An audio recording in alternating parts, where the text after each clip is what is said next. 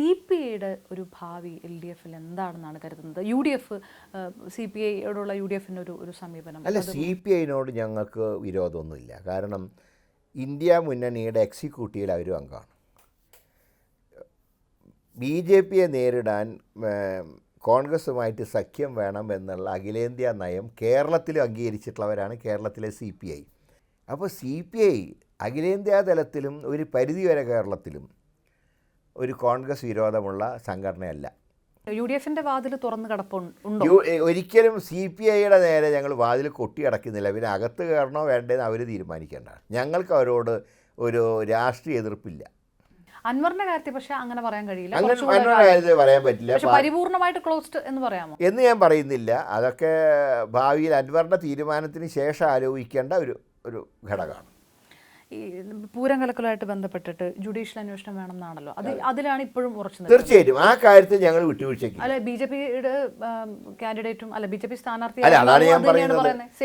BJP നേതാക്കൾക്ക് judicial അന്വേഷണം നടത്തുന്നതിൽ വിരോധമില്ല. CPI പറയുന്നത് എന്ത് അന്വേഷണം നടത്തിയാലും സത്യം പുറത്തു വരണം. എങ്കിൽ പിന്നെ ജുഡീഷ്യൽ അന്വേഷണത്തിന് എന്തിനാ മടിയെന്തിനാ? അപ്പോൾ അതാണ് ഞങ്ങൾ പറയുന്നത്. എന്തിനാണ് പിന്നെ മുഖ്യമന്ത്രി എന്തിന് ജുഡീഷ്യൽ അന്വേഷണത്തിന് ഭയപ്പെടുന്നു? ഈ CPM CPI ഈ തർക്കത്തിലേക്ക് വിഷയങ്ങൾ പോയി. ഇപ്പോൾ പൂരം കലക്കലുമായിട്ട് ബന്ധപ്പെട്ട് അത് RSS കൂടിക്കാഴ്ചയിൽ പോകുമ്പോഴും തുടക്കത്തിൽ പറഞ്ഞതുപോലെ അത് എന്തിനായിരുന്നു? അത് ഇടതുപക്ഷത്തും BJPയും തമ്മിലുള്ള ഒരു ധാരണ. ഇടതുപക്ഷത്തല്ല, CPMഉം BJPയും തമ്മിലുള്ള ഒരു ധാരണ. ഇങ്ങനെ ധാരണ തീർച്ചയായിട്ടും അങ്ങനെ ഒരു ധാരണ. പക്ഷെ അതിലേക്ക് ഫോക്കസ് ഇപ്പോൾ വരുന്നില്ല. അല്ല, സംഭവം അതുകൊണ്ടാണല്ലോ ഞങ്ങൾ ആ കാര്യം പറഞ്ഞല്ലോ. പൂരം മുടക്കി BJPയുടെ ഒരു MPനെ അയച്ചപ്പോൾ CPMന് പിണറായിക്ക് ഗുണമുണ്ടായി. കരുവണ്ണൂർ കേസ് എത്ര തവണ ആരെയൊക്കെ ചോദ്യം ചെയ്തു, ഒരറസ്റ്റും ഉണ്ടായിട്ടില്ല.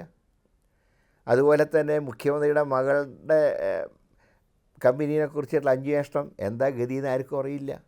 മുഖ്യമന്ത്രിയുടെ ഓഫീസിൽ രവീന്ദ്രനെ ചോദ്യം ചെയ്തിട്ട് സെക്രട്ടേറിയറ്റിൽ കയറിയിട്ടില്ല.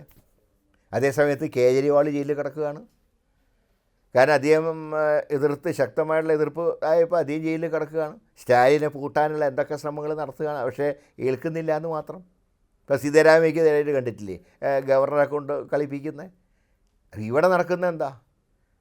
ഇവിടെ ഇതൊക്കെ പറയുമ്പോഴും കേരളത്തിലെ യൂണിവേഴ്സിറ്റികൾ കുളമാവുമ്പോഴും പോലും ഗവർണർ വെച്ച നോമിനിയിൽ ഒരാളെ മാത്രമല്ലേ ശരിക്കും കണക്കനുസരിച്ചാൽ കേരള യൂണിവേഴ്സിറ്റിയിൽ സിൻഡിക്കേറ്റിലേക്ക് ജയിക്കുള്ളൂ. എങ്ങനെ രണ്ടുപേര് ജയിച്ചു?